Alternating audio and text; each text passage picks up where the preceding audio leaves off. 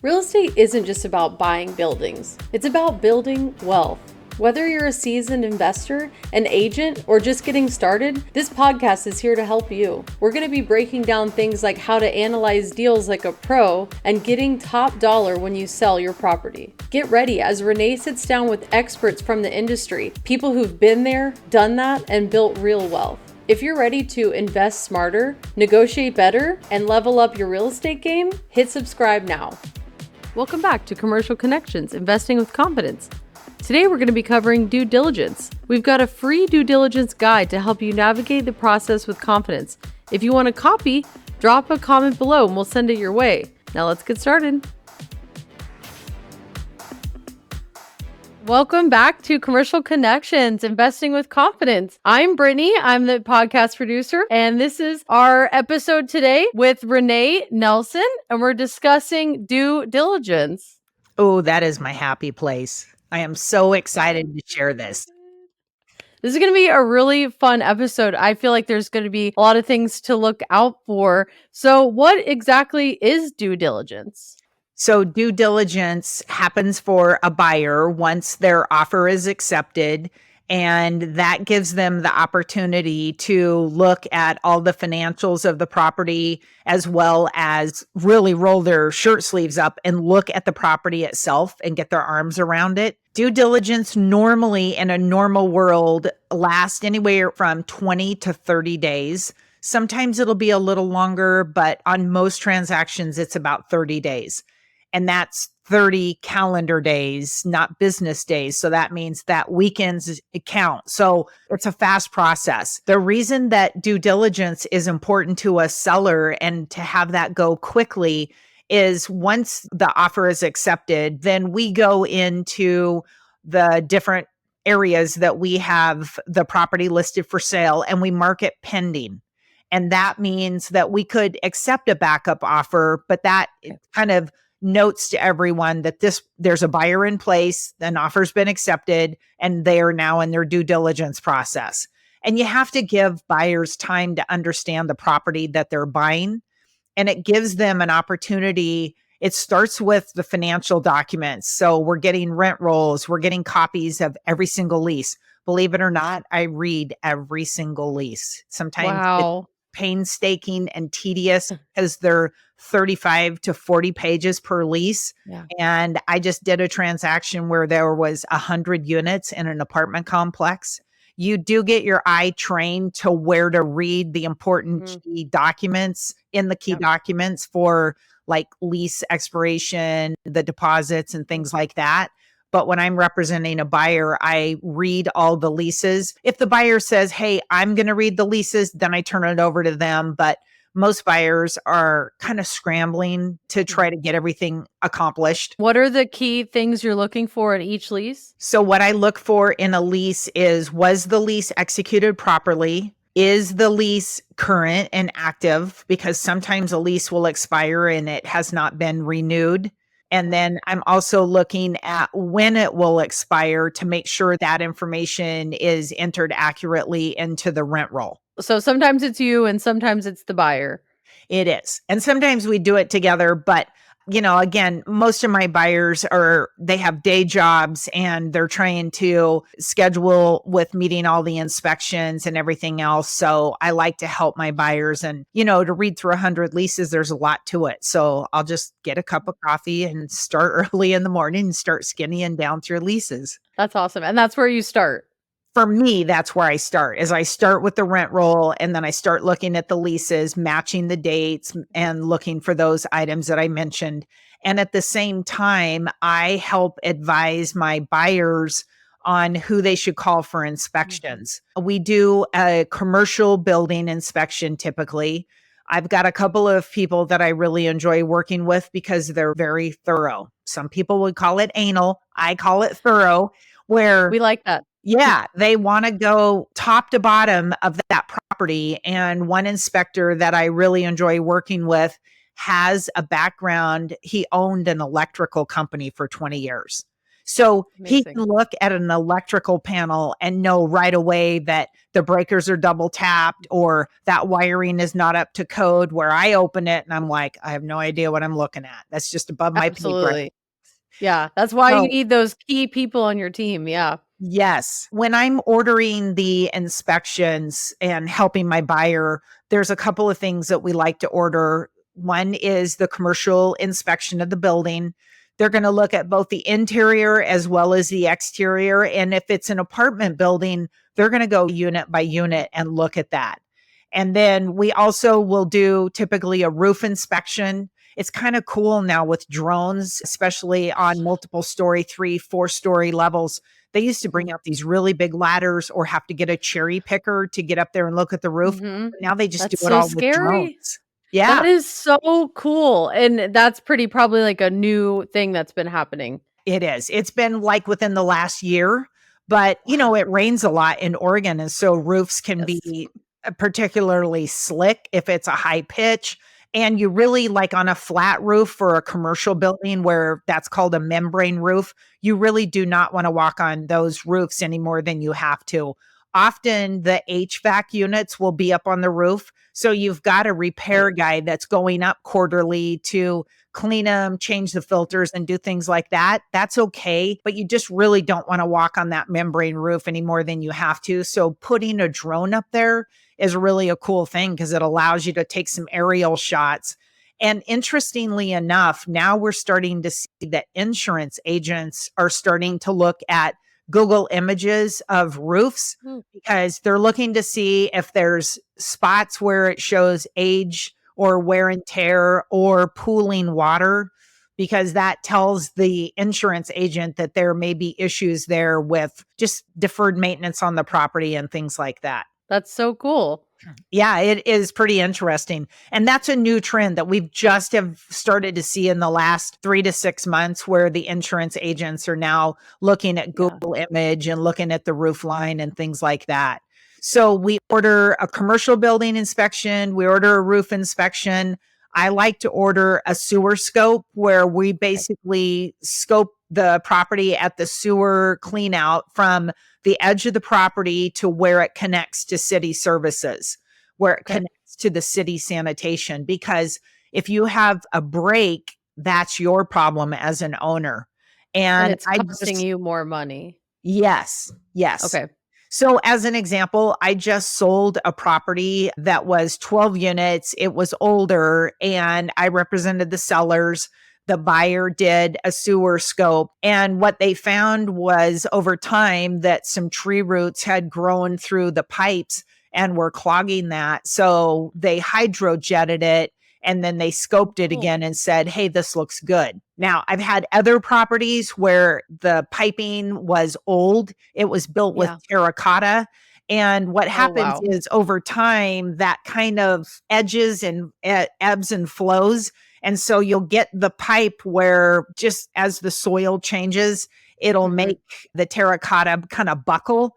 And then you can get bellies of water that pool up there. And then you've got backup problems where sewers backing up into your tenants' units and different things.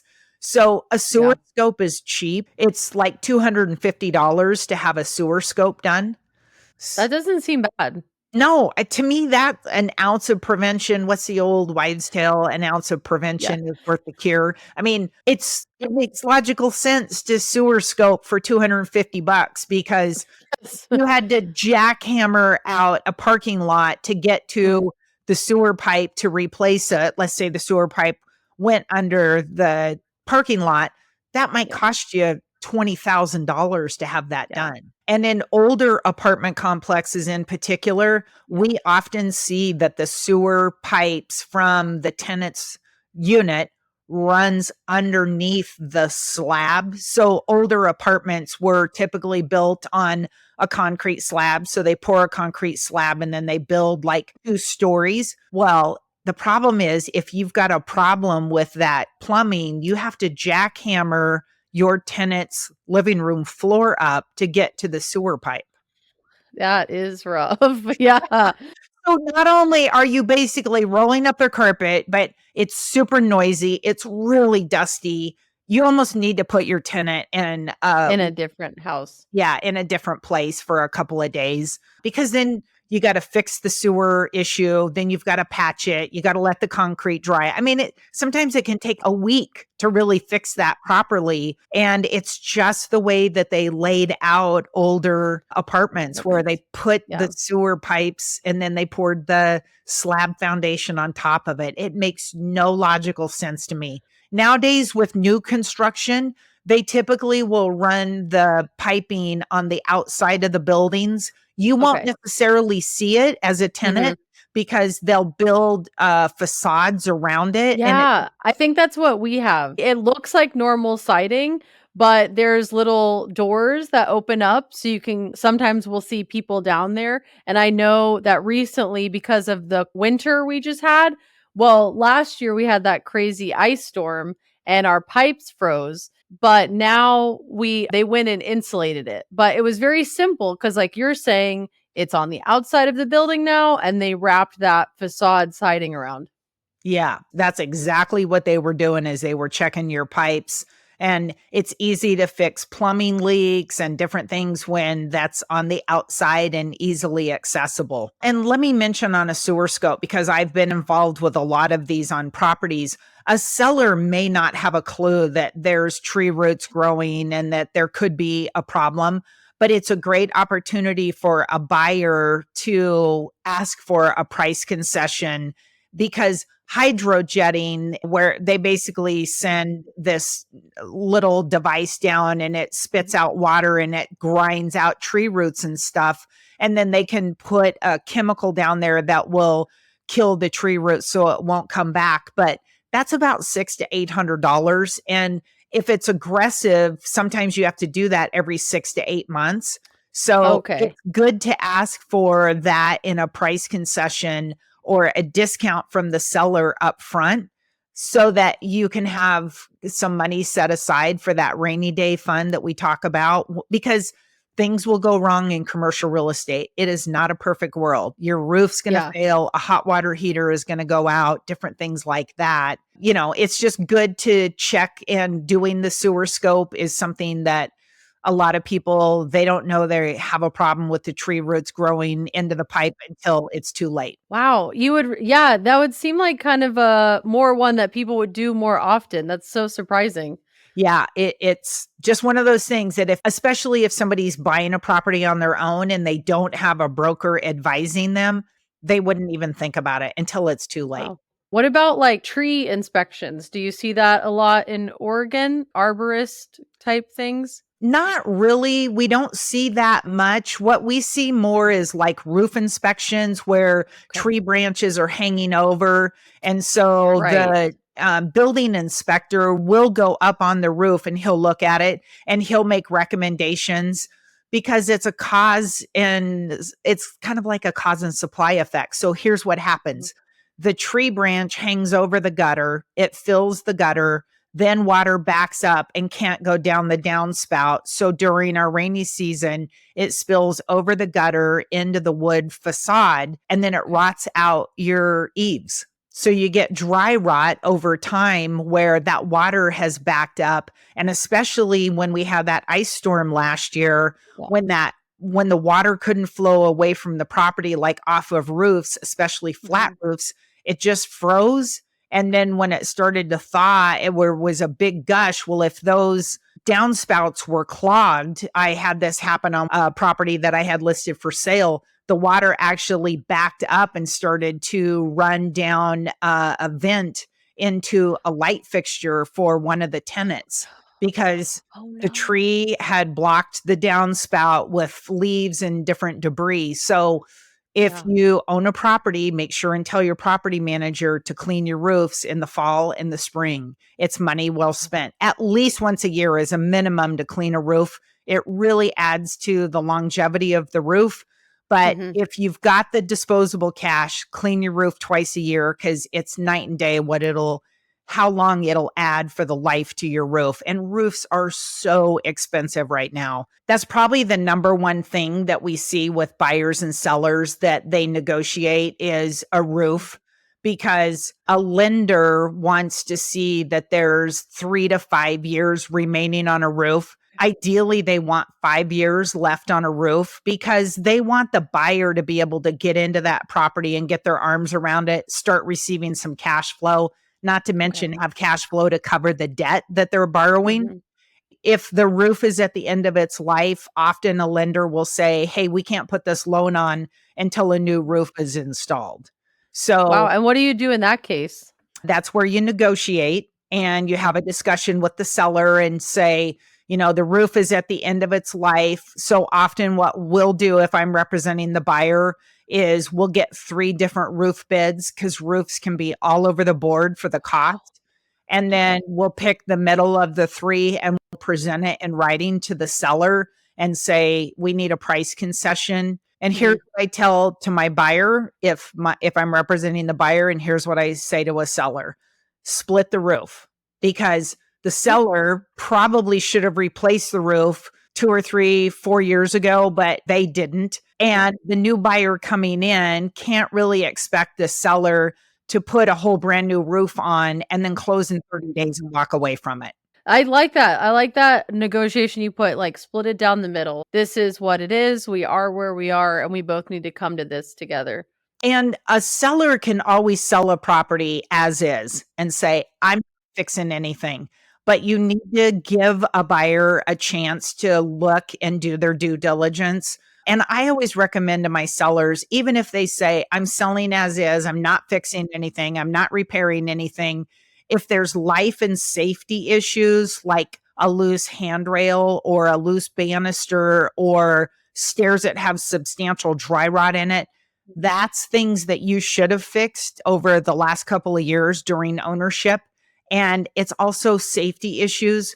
So I sold a 17-unit apartment complex near the University of Oregon, and someone had come onto the property and cut one of the wires, and it was a safety issue.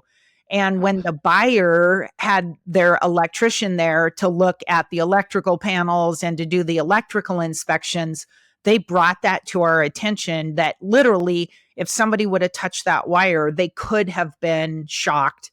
So my seller fixed that immediately because he did not want the risk and the exposure of that issue. The other thing that we see is electrical panels. So when the inspector goes through, the first thing they do is they will typically run the water in the kitchen.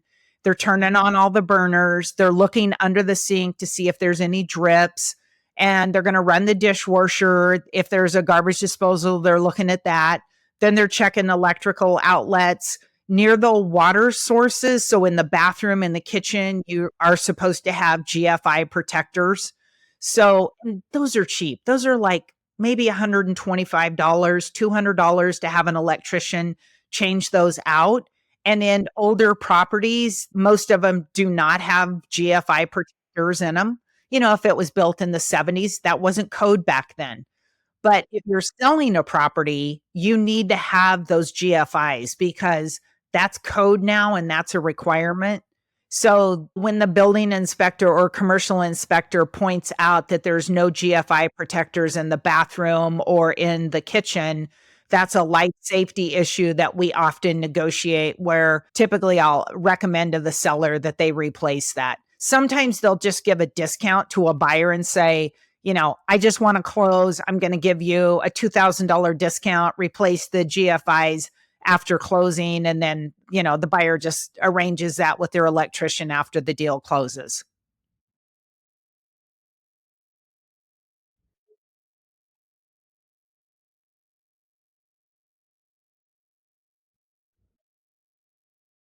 Yeah, there is a lot in the ADA space when it comes to commercial buildings, not necessarily multifamily, like doorways in restrooms and grab bars.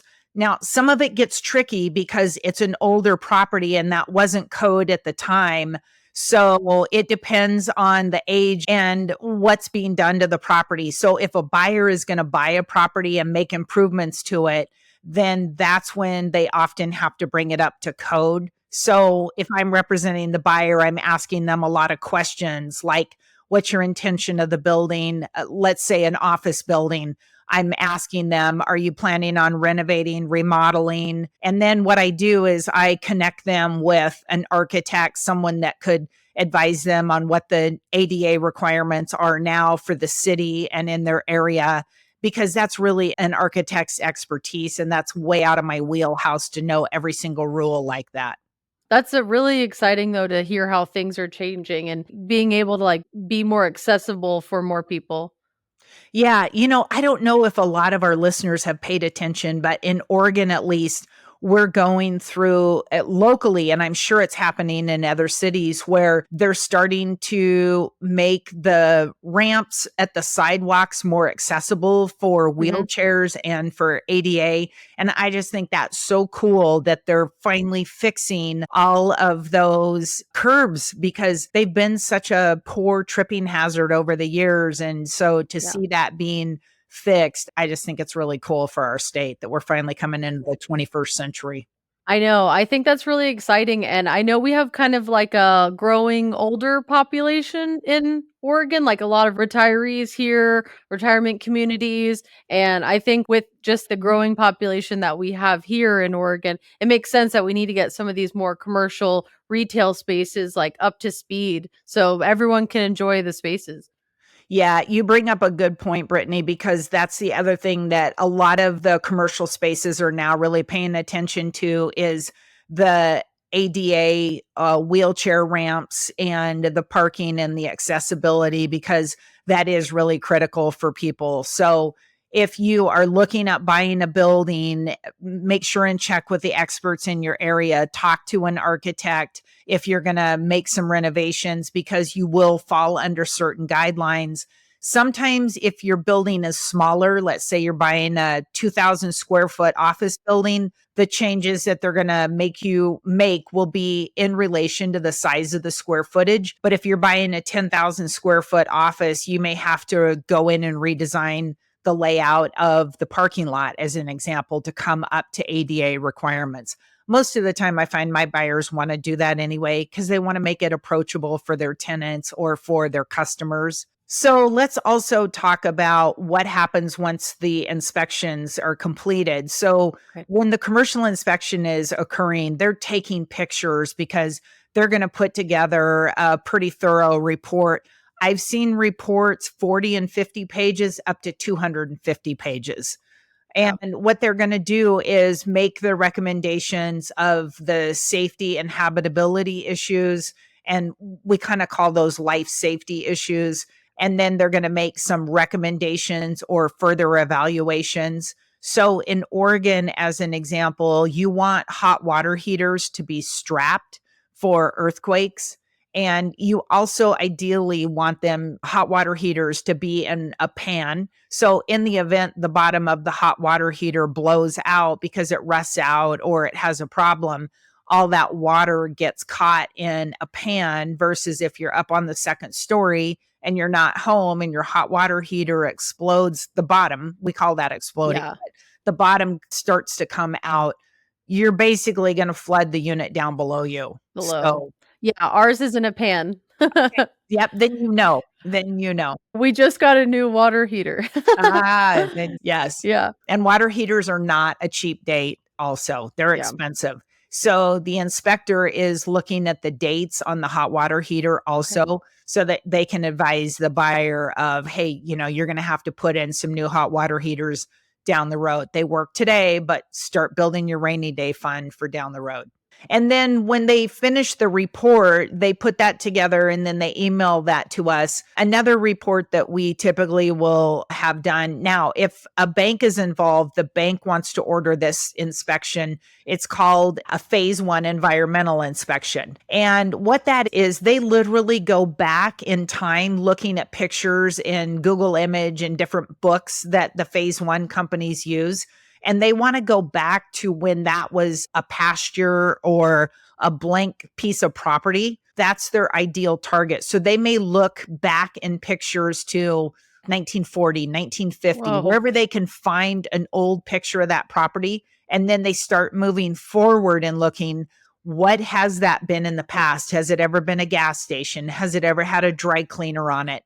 They're looking for uses that have occurred on that property that could contaminate it. Now, normally in multifamily or apartments, it typically went from being an orchard or a cow pasture or something like that right into an apartment complex. It might have had a Right. homestead on it or a house, but over time it went from either nothing on it or a house to now residential. In commercial or industrial, that's where it gets tricky. And they're looking for any type of contamination that could have happened on the Mhm. property with an industrial tenant.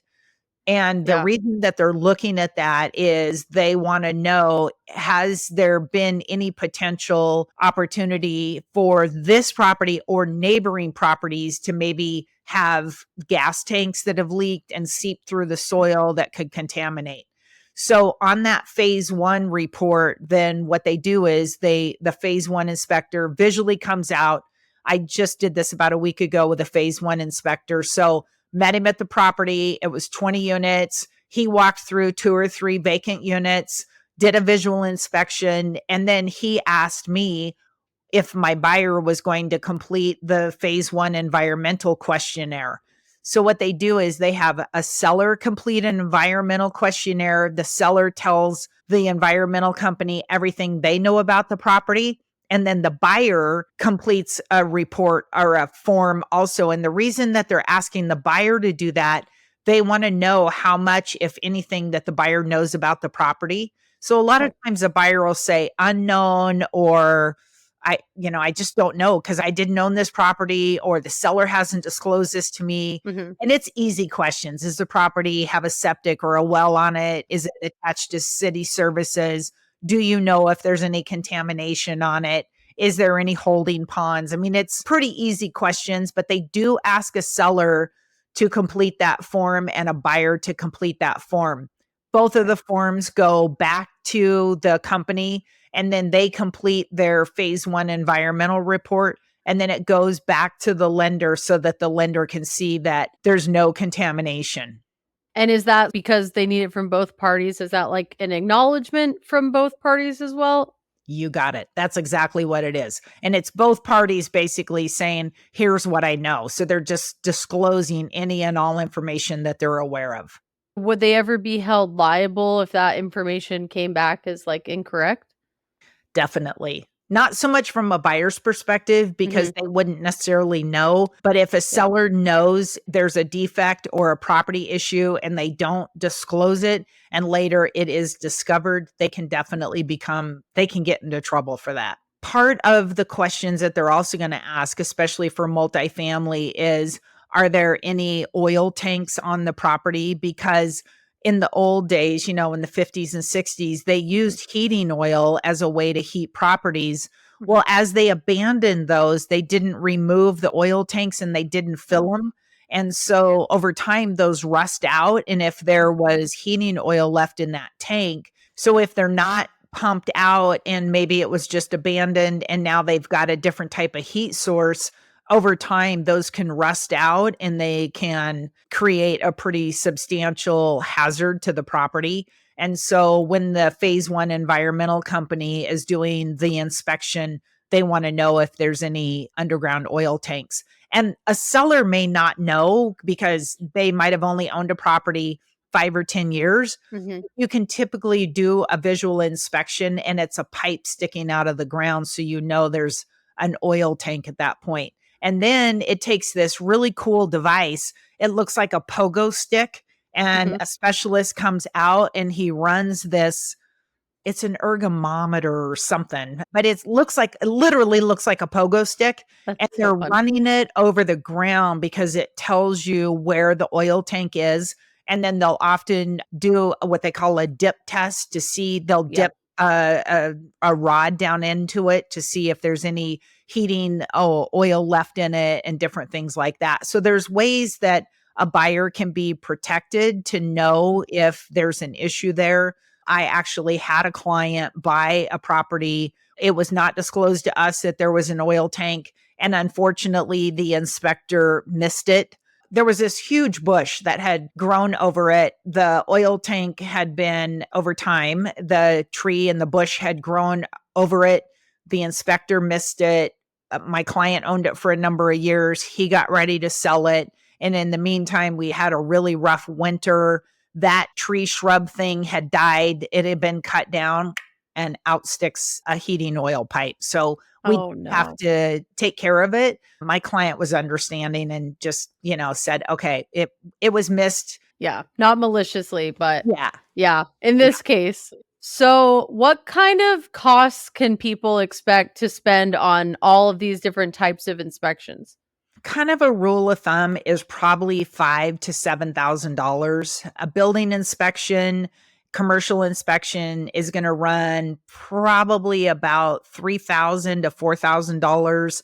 Phase one inspection is going to run you about $2,500 to $3,000. Sewer scope's going to be top end about 300, and then a roof inspection. Sometimes they'll do it for free, but you should probably figure $300-400 as well. And really, it's one of those things that it's money well spent, because during the due diligence process, if something is discovered, that's your opportunity as a buyer to go back to the seller and renegotiate and ask for them to either cure it or give you a price concession or give you a discount on the price.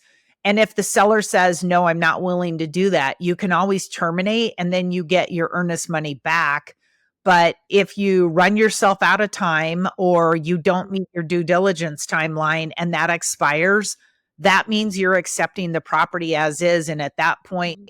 you either close or you're going to forfeit your earnest money deposit.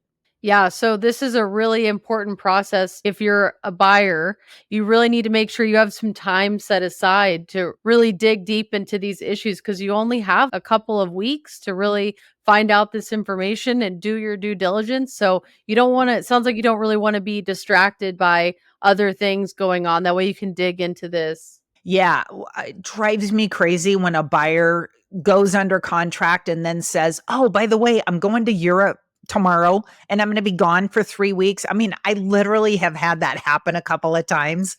And I don't mind because I'll order all the inspections and then I'll Mhm. email it to them. But when you're in a different time zone and everything else, that 30 days clicks by so fast. And Yeah. an earnest money deposit, it's typically a percentage of the sales price. So kind of Mhm. an average is about 25 to 50,000, but I've had clients who have had 250, $300,000 up for earnest money deposit. That is a lose sleep factor for me. I'm checking their due diligence dates every single day. I have a big wall calendar in my office and I have everybody's due dates written there. My team, I've got this great transaction coordinator named Molly. That's all she does is watch. I swear she must get up in the morning, eat her Wheaties, and look at her board and say, all right, what due diligence needs to be done today? But she's Yeah. really good about checking those dates because, for a buyer, there's so much happening. And part of the other factor that I haven't even mentioned yet is the preliminary title report. So a seller will typically order a preliminary title report. It's the listing agent, but the seller gets to typically choose what title company they're going to use. Right. And then we order the preliminary title report. So the title company then puts that address into a chain of title and they're looking for any title defects, if there's any liens or judgments. Mhm. Well, sometimes buyers get divorces, sellers get divorces. So there's things that may need to be handled or addressed. There's liens that might be outstanding. I Like always taxes? Yeah, and taxes, I mean, property taxes, personal liens. I recently had a situation where I was helping a couple of sisters sell some property. One of the sisters got a divorce. I knew she was getting a divorce, but in her divorce, it was written that her husband was to receive a $250,000 property settlement. And so that played into the sale that we had to make Okay. sure and have that addressed. And it wasn't hidden or anything, but it was just one more layer that we had to make sure that the title insurance company and the escrow officer was aware of so that they could make sure and address it. Absolutely, there's so many moving pieces here. There are. And with a preliminary title report, they also send you a written report that you can look at. Mhm. and they're sharing with you any outstandings, liens or judgments against buyer or seller. And then they're also telling you what easements are tied to the property. So an easement is basically an agreement with typically with a surrounding neighbor or a surrounding property where they have permission that they can go onto your property. You'll often see an easement for like a utility company where they have the right to have their electrical lines go across your property. Because if Okay. something goes wrong and they need to fix an electrical power line, they want to be able to come onto your property in the middle of the night and fix that Yeah. electrical power. With ease. Yeah. Yes. Yes. So the Yeah. easement is important. And a lot of times easements will go back through to like the 20s and the 30s. I mean, you can see Wow. an easement. It's kind of cool when you get a preliminary title Cool. report because you might see stuff dated back to the 1900s My from gosh. when the first chain of title to that property showed up in county records. Yeah, that is so exciting. I love reading about the history of properties. Yeah, it's really interesting how you can literally track a property back through the chain of title and looking at that. But an easement is also important because, like, I sold a property where a staircase was on our property that we were buying. It happened to be encroaching on the neighbor property. And the seller knew it because at the time she owned both parcels. So she owned the hotel and she owned the restaurant, and even though they were separate tax lots, when the staircase was built, she did that for ingress, egress, for emergency fire purposes to let people out of the second story of the hotel. And it was no big deal to build that set of stairs there. But then when she sold the restaurant off to the chef, then the staircase was really hanging over on the neighboring property. And now Mm, she was selling the hotel. So it was an issue now because my yeah. buyer was buying it and we had to negotiate an easement with the next door neighbor. Luckily, the seller was involved because the seller had that good relationship with the owner of the other Yeah. property. She had sold it to him, but we were able to negotiate that easement for that staircase so that my client didn't have to tear down the staircase in order to be in compliance with that staircase hanging over on the property. Have you ever seen an example of when an easement was a deal breaker for a deal? Not really, because normally what I tell people to do is consult with a really good real estate attorney. I love a good real estate attorney. They are worth their weight in gold. They're smart, they know the law, they can help troubleshoot issues for buyers or sellers, and they get transactions done. And easements are one of those things that I think they're worth their weight in gold because they protect the buyer. And like in this situation, we negotiated with the seller and then the attorney drafted the language and then the seller just took it over to the neighbor. The neighbor agreed to sign it, didn't hold us hostage for any Yeah. money or anything like that. But if we would have discovered that after the deal closed, then Mhm. we would have been in a different situation because my client would have had to have figured out, does he tear down the staircase? And if he does, now he's got a property where he's got a 2-story building. And how does he get people out of the second story? I just really admire real estate attorneys. I think they're smart and they help transactions close successfully. And it sounds like you really need a lot of different people in this process. I think we reviewed you need inspectors, you're going to be getting the attorneys involved, probably like CPAs. And then for someone new, the best facilitator is someone like you. You have all the connections and you're building these relationships. So is that an accurate thing to say? That's one reason that investing with confidence is important to me. Often someone will come to me and they have their CPA and may or may not have their real estate attorney. My investors that are building their portfolio and working towards leaving a legacy, most of those clients do have both a CPA and a real estate attorney. But for my newer investors who are just starting out, they may not have a real estate attorney yet. So one thing that I like to do is refer them to an attorney and have them get an LLC document created where it protects the individual. I do want to talk about that real quick, and that putting a property into an LLC is really beneficial to a buyer, because if something happens on that property and someone wants to sue you, they can only sue you for the assets that are in that LLC. They can't sue you for your own personal net worth. And I highly recommend people that buy commercial real estate to put that property into an LLC. And so that's where I'll typically refer somebody to a real estate attorney and advise them that they should consider doing that. And on average, like how often do you see people have their commercial properties in their LLC? Almost every single time. That's a great thing. Yeah. And if they don't, it's typically just because they're unaware of it. To get an LLC put together is pretty inexpensive. It's a couple $100. And then once a year, you file with the Oregon secretary to renew your LLC.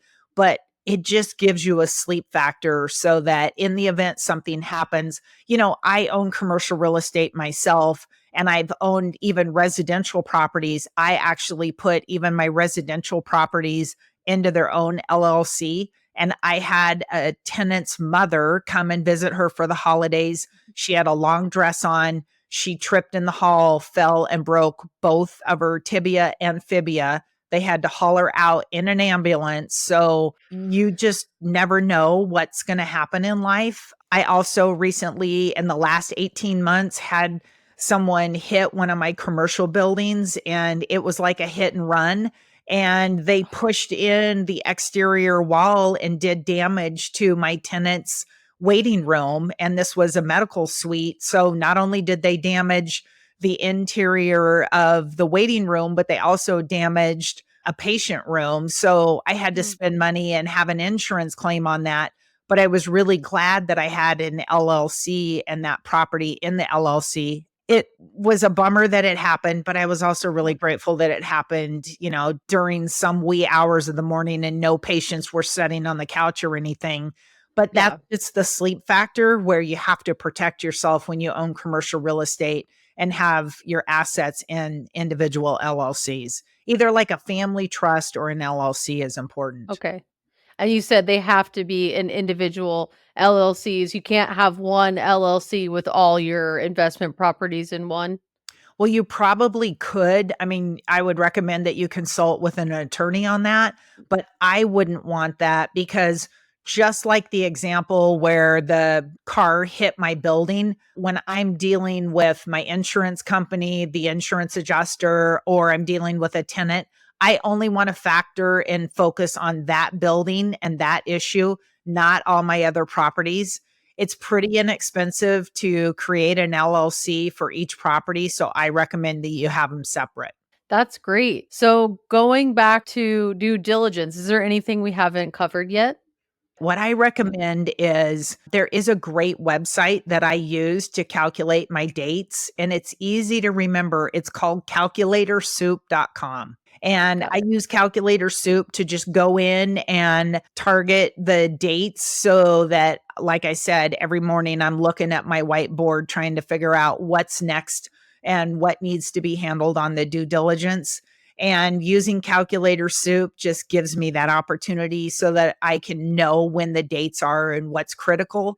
And you just need a good project manager and a savvy broker that's looking out for your behalf to help make sure that you're not missing your dates. Because if you miss the due diligence date, even by one day, that basically means you're accepting that property as is. And now your earnest money is at risk. There's a lot of pitfalls here. There's a lot to look out for. It sounds like you really have to get focused in as the buyer, but it is also beneficial for the seller to have that 30-day quick turnaround. It is. The seller knows at that point whether the deal is going to work or not. So after the 30 days is complete, you may still be waiting on the lender to complete their underwriting. Mm-hmm. But as a broker, if you've done your job up front and you've done a thorough analysis, you're pretty confident in your numbers and you're like, this is going to be a piece of cake. I know the lender is working on it because they've asked for rent rolls and the financials weeks ago. They're just going through the underwriting process.